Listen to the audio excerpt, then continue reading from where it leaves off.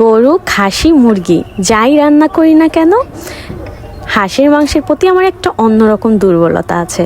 আমি জানি আমার মতো অনেক বাঙালি হাঁসের মাংস খুবই পছন্দ করে, কিন্তু অনেকে আবার হাঁসের মাংস গন্ধের ভয়ে খেতে চায় না, অথবা মশলা বাটাবাটির কারণে মাংস রান্না করতে চায় না।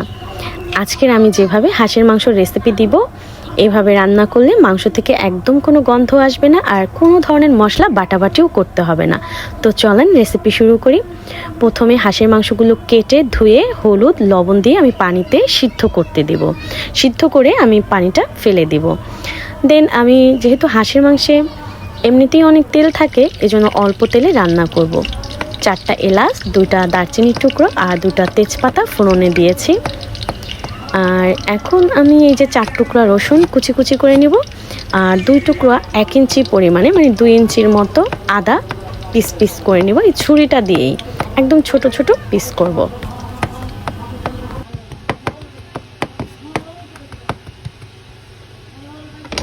পিসেস করা আদা রসুনগুলো ফোড়নে দিয়ে দিব। একদম সুন্দর একটা অ্যারোমা বের হবে। এখন দিয়ে দিব 3টা পেঁয়াজ কুচি। আমি একদম কম তেল মশলা ইউজ করছি এটাতে। দিয়ে দেবো 1 চামচ লবণ, 1 চামচ হলুদের গুঁড়া। যেহেতু লবণ আর হলুদ আমি আগেই মাংস সিদ্ধর সময় দিয়েছিলাম, এই জন্য এখন কম দিব। মরিচের গুঁড়া দিয়ে দেবো 3 চামচ, ছোটো স্পুন। 1 চামচ ভাজা জিরার গুঁড়া, 2 চামচ গরম মশলার গুঁড়া দিয়ে ভালো করে কষাবো। কোনো পানি ইউজ করি নেই, তেলের মধ্যেই কষাবো। যখন মশলাটা লেগে লেগে আসবে তখন অল্প একটু পরিমাণ পানি দিয়ে আবারও কষাবো। আর হ্যাঁ, ঠান্ডা পানি দিইনি, আমি এটা কুসুম গরম পানি দিয়েছি। এখন খুব ভালো করে কষাবো। যখন তেল বের হয়ে যাবে তখন আমি আবার একটু পানি দিয়ে কষাবো। এটাও কুসুম গরম পানি। একদম ঠান্ডা পানি ইউজ করা যাবে না মাংস রান্নাতে, তাহলে মাংসের টেস্ট আমার কাছে এত বেশি লাগে না। এখন সিদ্ধ করা হাঁসের মাংসটা আমি মশলার মধ্যে দিয়ে খুব ভালো করে কষাবো।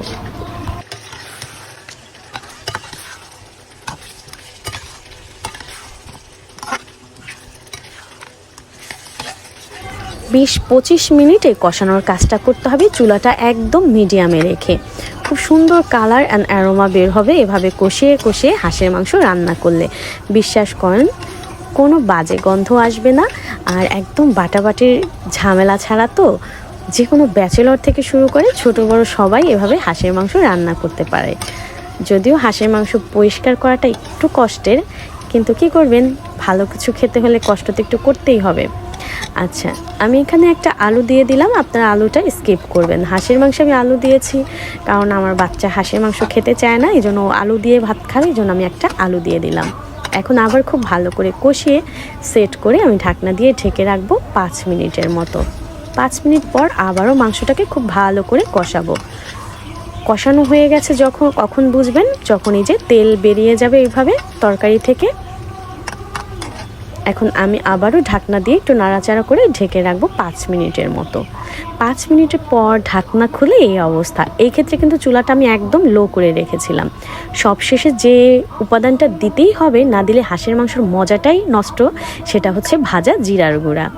জিরা টেলে গুঁড়া করে আমি অনেকটা পরিমাণ দিয়েছিলাম। সি কতটা ইয়ামি অ্যান্ড ডেলিশিয়াস বুঝতেই পারবেন না যতক্ষণ পর্যন্ত আমি আমার রান্না করা মাংসটা আপনাদের খাওয়াতে পারতেছি। যদি পারতাম ভিডিওতে অবশ্যই এটার ফ্লেভার অ্যান্ড হাঁসের মাংসটা আপনাদেরকে পাঠাইয়া দিতাম। ভালো থাকবেন, সুস্থ থাকবেন, আমার চ্যানেলটি সাবস্ক্রাইব করবেন। এটার লুকসটা যতটা ডেলিশিয়াস, ইয়ামি, মানে যতটা লোভনীয়, খেতে কিন্তু তার চেয়েও বেশি মজা হয়েছে। আর এইভাবে বাটাবাটির মশলা ছাড়া আমি রান্না করেছি, তার মানে এই না কিন্তু ঝোলটা একদম পাতলা হয়েছে। মানে ঝোলটা একদম পারফেক্ট হয়েছে, যতটুকু দরকার ততটুকুই। বিসমিল্লাহ।